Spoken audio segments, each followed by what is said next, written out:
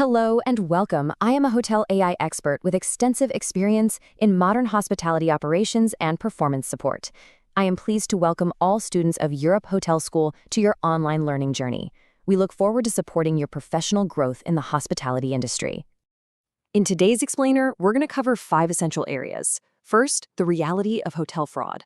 Second, the role of the night audit. Third, preventative and detective controls. Fourth, cultivating professional skepticism. And finally, documentation and escalation. Let's jump right into part 1, the reality of hotel fraud. Look, it's just an unfortunate fact of business. Anywhere money changes hands, there's an inherent risk of fraud. But you might be wondering, why are hotels so exceptionally vulnerable? Well, the hospitality industry is consistently a top target for internal fraud. Think about it. It's a complex 24/7 operation. You've got a massive staff moving across multiple departments at all hours of the day and night. If your internal controls are even a little weak, the opportunities for fraud literally multiply. We usually see this happening in a few key areas, things like cash handling vulnerabilities at the front desk or maybe at the bar. Then there's unauthorized discounts, deliberate tampering with guest accounts, and just general misuse of system access. Knowing exactly where these weak spots are is absolutely crucial. It's your very first step in mitigating them. So how do we fight back? That brings us to Section 2, the vital role of the night audit. You can really think of the night audit as the ultimate independent review. It's basically the guardian mechanism protecting the hotel's financial integrity. And the secret to its success? It's all about timing and objectivity.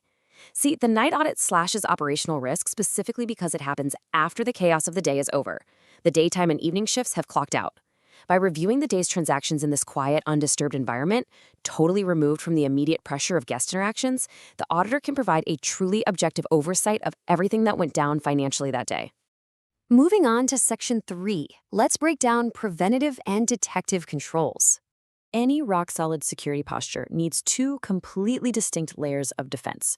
First up, you have your preventive controls. The whole goal here is to stop fraud dead in its tracks before it even happens. Imagine a system that automatically stops a front desk agent from issuing a massive refund that's way above their pay grade. We set these up through strict segregation of duties, tight system access restrictions, and exceedingly clear authorization rules.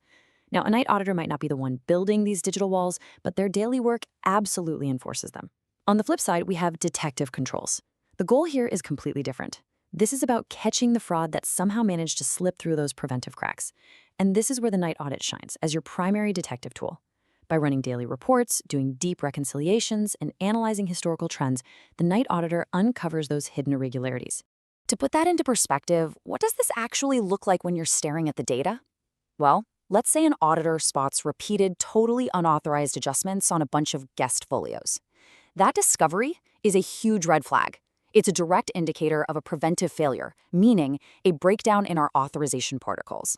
On the other hand, what if the auditor catches someone repeatedly voiding transactions and it's always the exact same user?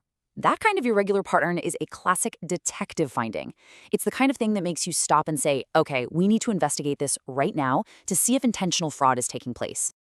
Now let's look at Section 4, the professional skepticism mindset. Here's the thing. All the fancy tools and automated reports in the world are ultimately only as good as the human mind using them. And that is exactly why professional skepticism is an absolute must-have. It means whenever you see a discrepancy, you approach it with a healthy mix of curiosity and strict objectivity. You can't just make comfortable assumptions. You can't just look at a voided transaction and tell yourself, oh, it was probably just an innocent typo. No, you have to actively hunt for valid, documented explanations. Building up this ethical awareness and sharp critical thinking is a massive competency, and it's a real cornerstone of the professional education programs we emphasize here at Europe Hotel School London.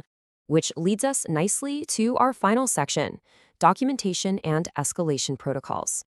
When you actually suspect fraud, there is zero room for improvising. You have to stick to hotel policy like glue. Step 1, document your findings. But it has to be crystal clear and 100% objective. You're recording facts, not your personal opinions. Step 2, escalate the issue. Follow your organization's exact reporting channels so the information gets to the right leadership level without any detours. And step 3, and honestly, this is probably the most critical one, keep it quiet. Maintain absolute strict discretion. Why? Because you need to protect the hotel's operational integrity and you need to protect the reputations of the individuals involved until a formal investigation concludes. So, as you can see, by reinforcing these controls night after night, the night audit serves a much higher purpose than just routine data entry. It is a massive pillar in the overall prevention of fraud. The people stepping into this role aren't just crunching numbers, they are directly defending the hotel's vital financial assets. And by doing so, they are actively supporting and sustaining a real culture of integrity across the entire property.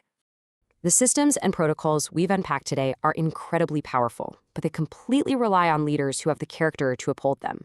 So, I'm going to leave you with this challenge. As a future hospitality leader, how will you ensure that your daily operational decisions and the baseline standards you set for your teams uphold that culture of integrity? Thank you so much for joining me for this explainer, and we look forward to seeing the positive impact you're going to make in the industry.